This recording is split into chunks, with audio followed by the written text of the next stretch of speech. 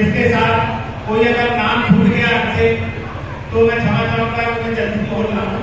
सभी का मैं सादर अभिनंदन करता हूँ। साथियों, बहुजन नायक, तो नाम छूट गया, बहुजन नायक मानवर काशीराम साहब के चरणों में श्रद्धा सुमन करता हुआ अपनी बात को प्रारंभ करता हूँ। भरा नहीं जो भाव से वह बीच में धार नहीं, हृदय में वो पत्थर है जिसको बाबा साहब से प्यार नहीं। तो नारे लगाएंगे, जब तक सूरज चांद रहेगा, जब तक सूरज चांद रहेगा, जब तक सूरज चांद रहेगा।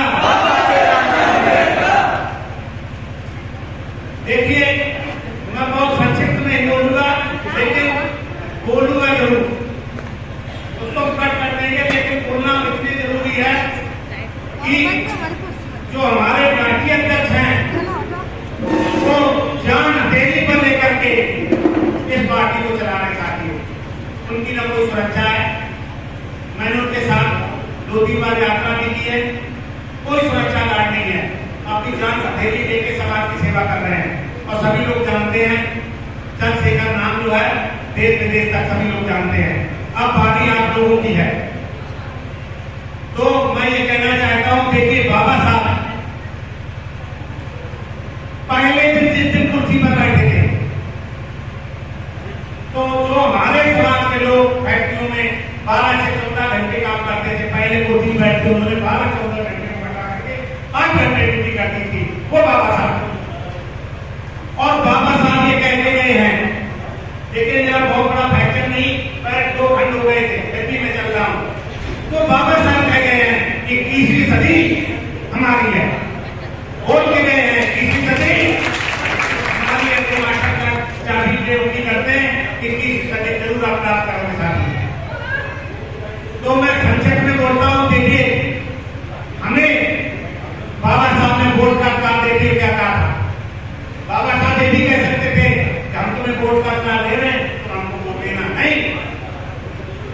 बाबा साहब ने कहा था मैं रानी के पेट की नसबंदी करके तुम्हें वोट का अधिकार दे रहा हूं, आप अपने वोट से स्वयं राजा बन सकते हो और दूसरों को राजा बना सकते हो। आज के बाद जो पैदा होगा पेट से राजा पैदा नहीं होगा, वोट से राजा पैदा होगा साथियों, ये बाबा साहब ने कहा। और दूसरा, सभी लोग जानते हैं बाबा साहब ने कहा था शिक्षा और सेवा का दूध है, क्यों कहा?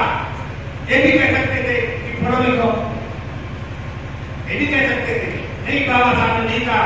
बाबा साहब ने कहा शिक्षा और सेवा का दूध है, जो पिएगा दानेगा, मैं तुम्हें सफल होने का मूल मंत्र दे रहा हूं, शिक्षित करो, संगठित करो, संघर्ष करो। जो कहा था आज के परिप्रेक्ष्य में देखिए, बाबा साहब ने तब कहा था वो आप education in the base business in the world, जो शिक्षा है की सर्वोपरि हो गई है। पहले था उत्तम खेती, मध्यम बात, निश्चित जाति में ठीक निदान, अब क्या हो गई है? शिक्षा ही सर्वोपरि हो गई, क्योंकि बाबा साहब ने कहा था। और दूसरा कहा था संगठित रहो और संघर्ष करो। संगठित रहने में हम एक दूसरे का सम्मान नहीं करते हैं, एक दूसरे के टांग खिंचाई करते हैं, और जैसे एक दूसरे के टांग खिंचाई करते हैं तो दूसरी उसकी खिंचाई करने लगता है, तीसरा उसकी खिंचाई करने लगता है, ये पर पार्टी चल जाती है। इसलिए प्रतीक और नथिंग पर केंद्र, अगर आप किसी को इज्जत देंगे तो आपको डबल इज्जत मिलेगी साथियों, ये मैं बताना चाह रहा हूँ। पैसों से कोई इज्जत नहीं खरीद सकता।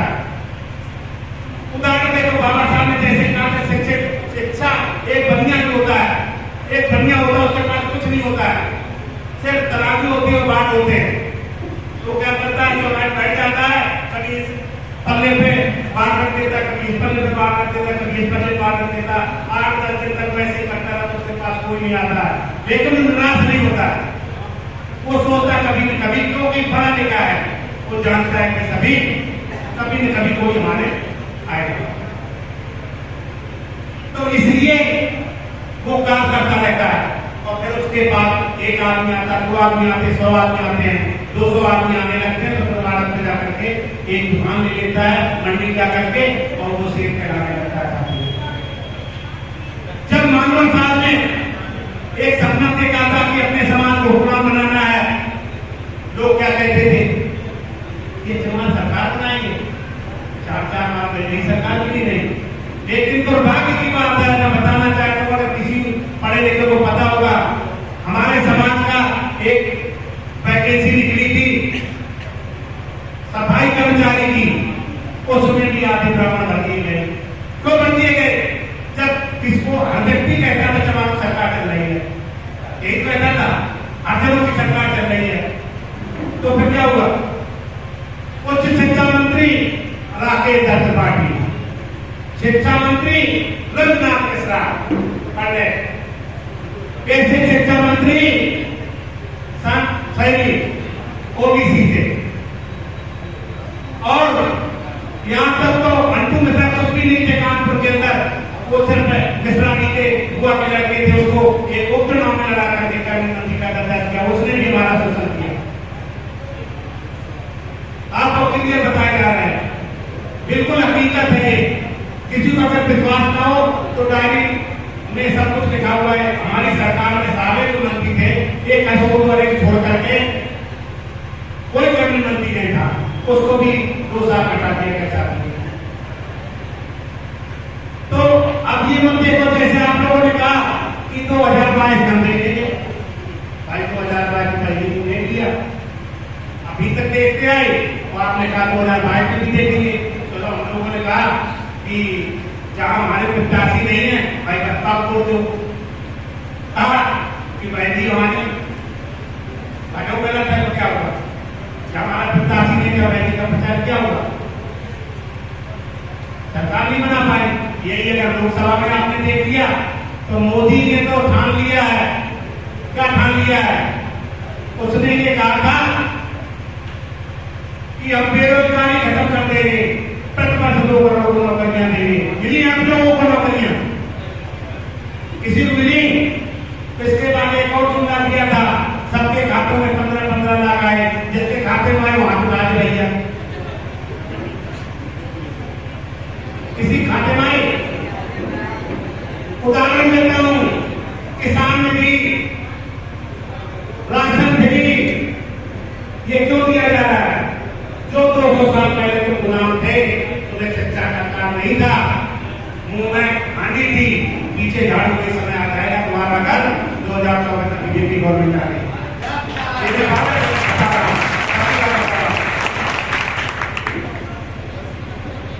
मोदी ने क्या किया है? सारे प्राइवेट जितने भी बीएसएनएल, एमटीएनएल, अधिकतर विभाग रेलवे भी करने का प्राइवेट करने जा रहा है। चलो को प्राइवेट कर दिया, चलो कोई पॉलिसी हो सकती है, लेकिन शिक्षा का निजीकरण, शिक्षा को प्राइवेट करने का मतलब सीधे एससी एसटी ओबीसी के साथ जाति की जाएगी। आप सरकारी में तो बच्चा फीस नहीं लगती, तब तो पढ़ते नहीं, और जब प्राइवेट स्कूल में फीस देने कौन पड़ेगा? साथियों, हमारे साथ अन्याय किया गया, अत्याचार किया जाएगा। आप देख रहे हैं जहां भी बलात्कार होते हैं हमारी बहन बेटियों पर होते हैं, और हमारी बहन बेटी बाबा साहब का नाम करके मोदी ने कहा था, बाबा साहब जो है 14 अप्रैल 2017 को दिल्ली का अम्बेडकर भवन का उद्घाटन करके कहा था, बाबा साहब शंकर भगवान से बता है, लेकिन हम लोग नहीं मानते। और देखो बाबा साहब को शंकर भगवान बनाते बनाते दूसरी बार प्रधानमंत्री बन गया। उसने ये भी उदाहरण दिया था, जिस प्रकार से शंकर भगवान ने देवताओं और दानों की लड़ाई में दिग्विजय किया था, उसी प्रकार बाबा साहब के परिवार पर अत्याचार हुआ, बाबा साहब को प्रताड़ित किया गया। लेकिन जब संविधान लिखने की बारी आई तो कहीं आप देखो संविधान में पढ़ता नजर आते समय, जो कि बाबा साहब समानता का अधिकार कहते थे, बाबा साहब ने हमें समानता का अधिकार दिया। आज जो बोल रहे हैं ये बाबा साहब की देन है, आज जो कपड़े पहने बाबा साहब की देन है।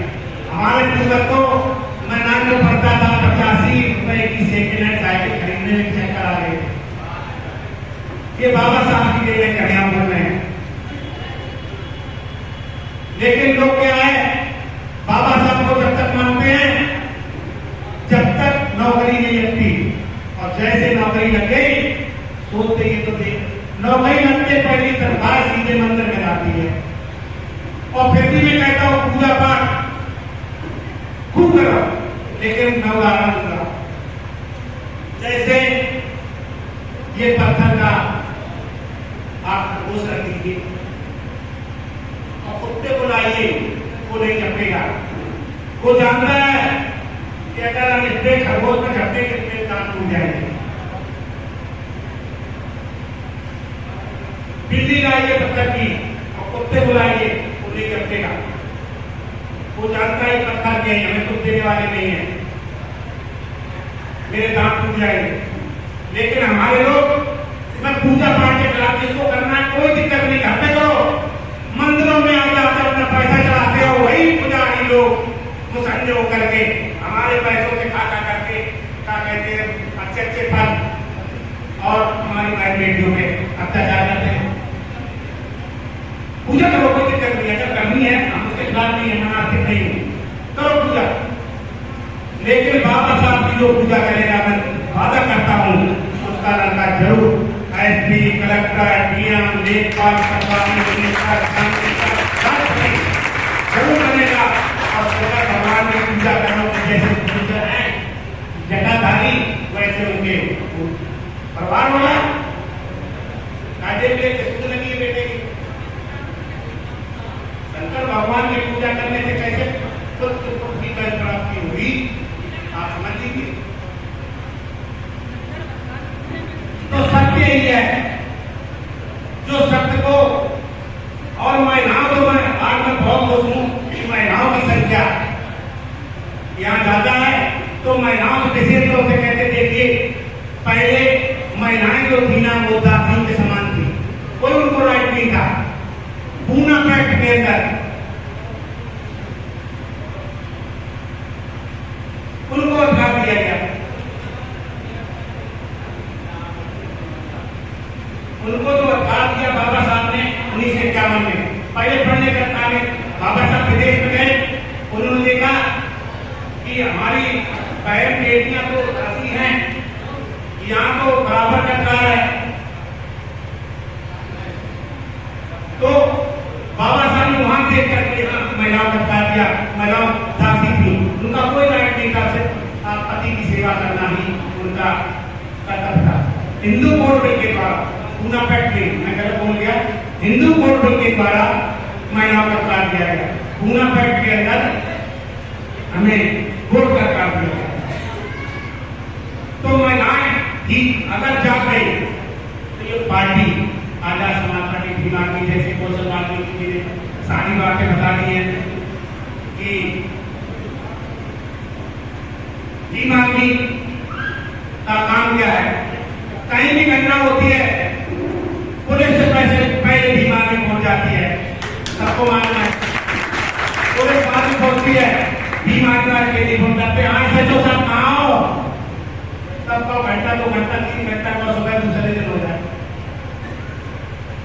ये क्यों पहुंच जाती है? ये हमारे राष्ट्रीय अध्यक्ष जी का आदेश है, कई भी घटनाओं की तुरंत पहुंचिए। आपसे समझती है तो ठीक है, नहीं समझती तो मैं स्वयं जाऊंगा। हमारे राष्ट्रीय अध्यक्ष जी आप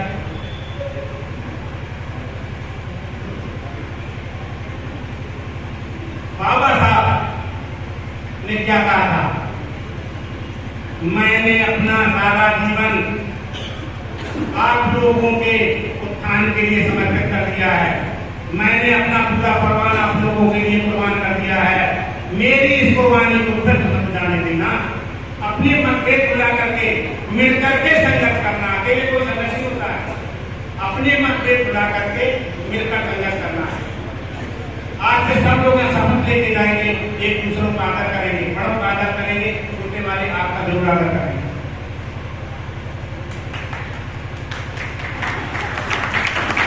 तो सारे लोगों ने बहुत बोल दिया है, मैं गीत के माध्यम से आपको पूरा यथार्थ कर देता हूँ। लंबी थोड़ी शायद आपको ऐसा नहीं लगता है, बहुत समय हो गया ज्यादा नहीं मुझे, तो मैं गीत के माध्यम से बताना चाहेंगे। 2 गीत गाएंगे, एक तो मुझे कंठस्थ है और मानव दास का मुझे